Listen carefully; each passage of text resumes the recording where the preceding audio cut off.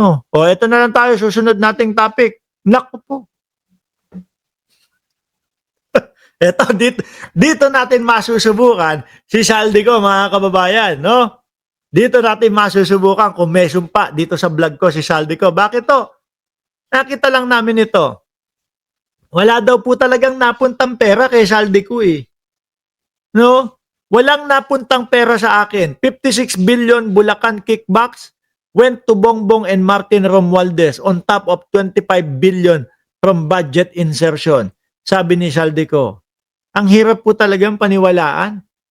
At ako minsan may mga gabi na hindi ako makatulog at ang iniisip ko, paano sasama ang isang tao? No? Paano sasama ang isang tao sa isang krimen at ano pa siya dyan? Kumbaga, main character, main player pa, taga-deliver pa. 'Di ba? Tapos wala namang makukuhang pera. Walang mapapala. Baka ako pa pagkukutusan ko kayo, gusto nyo? Bakit? Sasama nyo ako tapos wala akong makukuhang pera? Oh, ano yun? Linoloko nyo ako? Nagtatrabaho ako tapos wala akong makukuhang pera? Bakit po ganyan yung naratibo ni Saldico at bakit po ganyan yung sinasabi ni Saldico? Kasi nga mga boss si Pamuser, umaasa na paniwalaan na magiging superhero siya ng mga DDS, na magiging superhero siya ng mamamayang Pilipino. No? Imagine niyo, sinabi ni Saldico, kasama ko po sila Martin Romualdez at si Bongbong Marcos. No? Ganito po ang natanggap ko.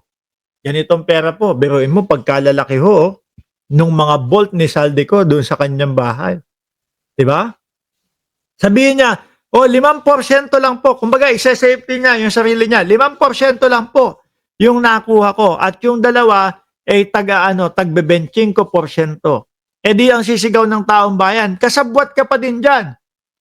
No? Dapat makulong ka pa din dyan. No? Yun nga yung ayaw ni Saldico eh. Ang tingin ko mga bossing, eto is naratibo niya yon para sa ganon, kapag kinagat ng mamamayang Pilipino, yung wentuhan niya, wala naman pong wenta, hindi siya makukulong. Diba? Whistleblower lang eh. Wala akong natanggap eh. Baka bulong pa nga ni Vice Presidente. Ganito na lang. Malapit na ako maging presidente. Yung rally ng INC. Nako po. Baka ako nasusunod na presidente kapag nagkataon. Ganito na lang gawin mo. No? Acquitted ka sa akin. Kumbaga, wala kang sala sa akin. Kapag sinabi mo, itinuro mo si Martin Romualdez at si Bongbong Marcos. Dahil isa pong taong no choice na, wala nang lusot, mga kababayan. Ipapakansela na po yung kanyang passport. Ano sabi ni Pangulong Bongbong Marcos? Nilapitan, kinausap po kami nung abogado nitong si Saldico na si Rui Rondain. Bina-blackmail kami na kapag daw hindi namin kinansela yung passport, hindi na daw siya maglalabas ng video. Kaya pala, Kaya pala ang daming video pinapalabas ni Saldico. Yung una, pangalawa, panort pa siya nun. No, panort, malapad ang noo. Nung pangatlo, pang-apat, yung pang-apat, medyo one-sided na yung buhok. At medyo kumakapal na Sabi nga nung iba, ayos saan kaya nakabili ng hair grower ito? Diba? Pumang-anim, pang-pito, ilang kaya? Hanggang 100 siguro yan, hanggat hindi napapasibak si Pangulong Bongbong Marcos. Yun lang po naman kasi ang gusto nilang mangyari. Matanggal, maksipa ang ating Pangulo doon sa kanyang posisyon. Bakit po? Para matigil lahat po ng investigasyon. Ako naniniwala mga bossing, na lahat po ng sangkot dito at lahat po ng nasasangkot sa flood control ay nagsasama-sama po. Nagsasama-sama para sirain, pabagsakin si Pangulong Bongbong Marcos. Ako din po ay naniniwala, mga bossing, na baka nandyan din sa mga yan, sa mga taong yan, ang nagpopondo doon sa mga rally o doon sa mga, pagmamarcha nila sa kalsada. Uubusin na talaga niyang mga yan ang pera nila. O biruin mo, pagkadami-dami ng pera mo, milyonaryo, bilyonaryo ka, tapos nasa kulungan ka. O ano gagawin mo doon sa pera? Oy, gamitin ko to para ipagtanggol ako nitong pera na to. Para sirain si Bongbong Marcos. Para mapatalsik si Bongbong Marcos. Ganun. Di po ba? Sama-sama na ho. Tingnan nyo nga yung iba, yung mga malalaki, yung pati yung matanda. Iyak na ng iyak doon sa mga sa mga iyak na ho ng iyak yung matanda. Doon po sa mga press conference niya, di ba? Oh, ganun. Yan yung pakiramdam at nararamdaman ko. Sila-sila ho yan. Para gibain po ang ating presidente, Bongbong Marcos, mga bossing. Ngayon, nasa na ba tayo? Nawala. Ngayon ho, mga kababayan, paniniwalaan ba si Saldico? Mga DDS lang po ang naniniwala dyan.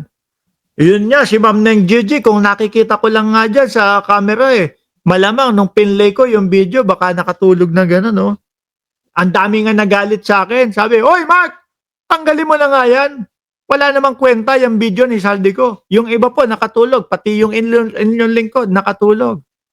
Kasi alam na natin sa sarili natin, yung 1, 2, 3, 4, walang kakwenta-kwenta, walang naipakitang ebidensya, wala man lang nailapag na ebidensya, wala man lang matibay na makakapagdiin kay Martin Romualdez at kay Pangulong Bongbong Marcos. Di ba mga kababayan? Kaya, pang-5, pang-6, pang-7, pang-8, pang-9, pang-20, gawin mo na pang-30. No, na video ni Saldico, wala na hong manonood dyan. Wala hong maniniwala dyan. Biruin mo, gawin kang uto-uto ni Saldico, papakita sa iyo yung kanyang ebidensya daw ho, mali-maleta. Di ba? Di ba?